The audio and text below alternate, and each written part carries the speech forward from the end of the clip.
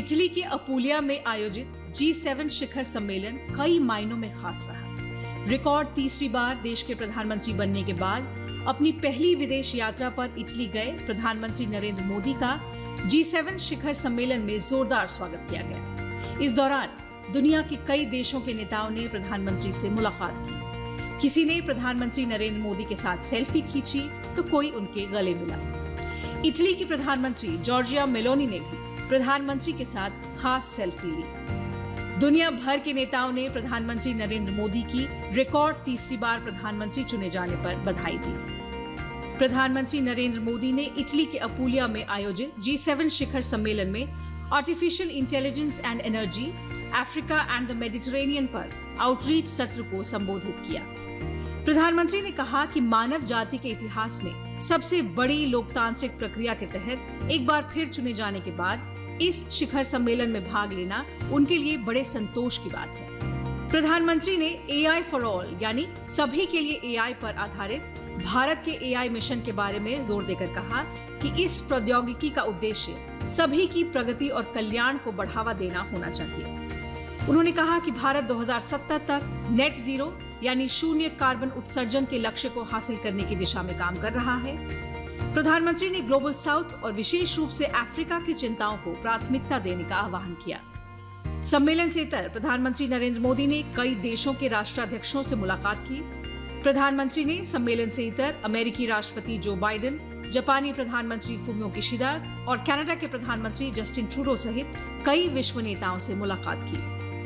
प्रधानमंत्री नरेंद्र मोदी ने G7 शिखर सम्मेलन से इतर इटली के प्रधानमंत्री जॉर्जिया मेलोनी से भी मुलाकात की। प्रधानमंत्री ने G7 आउटरीच शिखर सम्मेलन में शामिल होने का निमंत्रण देने के लिए प्रधानमंत्री मेलोनी को धन्यवाद दिया। दोनों नेताओं ने नियमित रूप से जारी राजनीतिक संवाद पर संतोष जताते हुए भारत इटली रणनीतिक साझेदारी की प्रगति की समीक्षा की। दोनों पक्षों ने द्विपक्षीय रक्षा एवं सुरक्षा सहयोग पर चर्चा करते हुए रक्षा औद्योगिक सहयोग को और बढ़ाने की आशा व्यक्त की। प्रधानमंत्री नरेंद्र मोदी ने G7 शिखर सम्मेलन के मौके पर जापान के प्रधानमंत्री फुमियो किशिदा के साथ द्विपक्षीय बैठक की। भारत जापान विशेष रणनीतिक और वैश्विक साझेदारी अपने 10वें वर्ष में है। दोनों नेताओं ने द्विपक्षीय संबंधों में हुई प्रगति पर संतोष जताया। दोनों नेताओं ने पारस्परिक सहयोग को और मजबूत करने, नए और उभरते क्षेत्रों को जोड़ने और B2B और P2P सहयोग को मजबूत करने के तरीकों पर चर्चा की।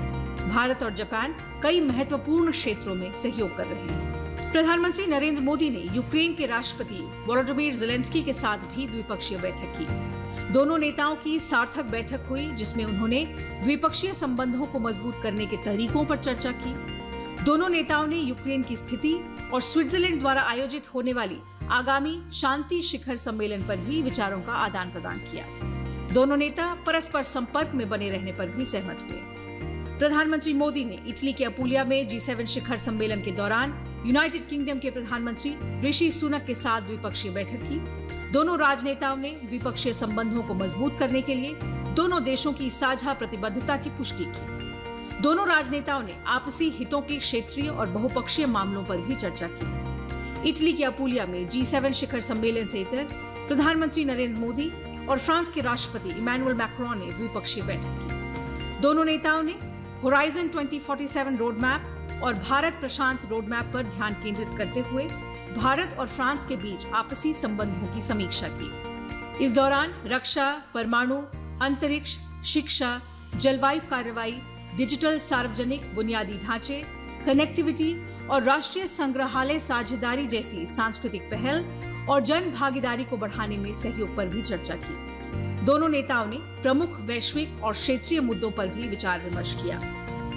प्रधानमंत्री ने तुर्की के राष्ट्रपति रजब तैयब एर्दोगान, ब्राजील के राष्ट्रपति लूला डी सिल्वा और संयुक्त अरब अमीरात के राष्ट्रपति मोहम्मद बिन जायद अल नहयान से भी मुलाकात की। पोप फ्रांसिस भी प्रधानमंत्री नरेंद्र मोदी के साथ गर्मजोशी से मिले। ज्यादातर सभी नेताओं में प्रधानमंत्री मोदी से मिलने के लिए जबरदस्त क्रेज देखा गया।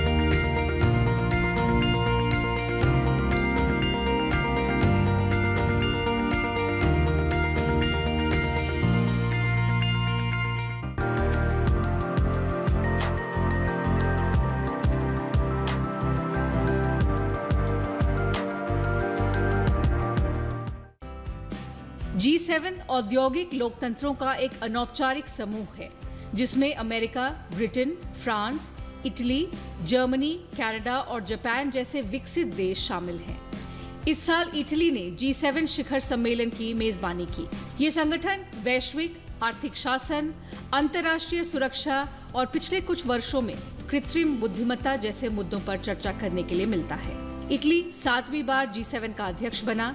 G7 शिखर सम्मेलन की परंपरा के अनुरूप आउटरीच सेशन में इटली ने कई अन्य देश और अंतर्राष्ट्रीय संगठनों को आमंत्रित किया। भारत के अलावा अफ्रीका, दक्षिण अमेरिका और भारत प्रशांत क्षेत्र के 11 विकासशील देशों के नेताओं को न्योता भेजा गया। इटली ने ब्राजील, दक्षिण अफ्रीका, अल्जीरिया, अर्जेंटीना, मिस्र, केन्या, मॉरिटानिया, सऊदी अरब, ट्यूनीशिया के साथ ही संयुक्त राष्ट्र संघ को भी न्योता भेजा। यूरोपीय संघ G7 का सदस्य नहीं है, लेकिन इस वार्षिक शिखर सम्मेलन में यूरोपीय संघ ने भी हिस्सा लिया। पिछले कुछ वर्षों से भारत को नियमित रूप से G7 शिखर सम्मेलन के आउटरीच सत्र में आमंत्रित किया जाता रहा है। G7 शिखर सम्मेलन के इस आउटरीच सेशन में भारत की यह 11वीं और प्रधानमंत्री नरेंद्र मोदी की 5वीं बार सहभागिता है। भारत ने अब तक 10 बार G7 शिखर सम्मेलन आउटरीच सेशन में हिस्सा लिया है। 2003 में फ्रांस, 2005 में यूके, 2006 में रूस, 2007 में जर्मनी, 2008 में जापान, 2009 में इटली, 2019 में फ्रांस, 2021 में यूके, 2022 में जर्मनी और 2023 में जापान में आयोजित G7 शिखर सम्मेलनों के आउटरीच सेशन में भारत ने हिस्सा लिया। भारत की ओर से सभी भागीदारी प्रधानमंत्री स्तर पर ही रही है। भारत आज दुनिया की 5वीं सबसे बड़ी अर्थव्यवस्था है। इसकी अर्थव्यवस्था G7 के 4 सदस्य देशों फ्रांस, इटली, ब्रिटेन और कनाडा से भी बड़ी है। भारत ने हाल ही में अपनी G20 अध्यक्षता संपन्न की है और भारत ग्लोबल साउथ की एक मजबूत आवाज बनकर उभरा है।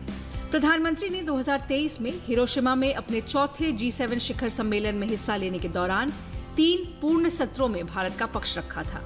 50वें G7 शिखर सम्मेलन के आउटरीच सेशन में 2 सत्र हुए।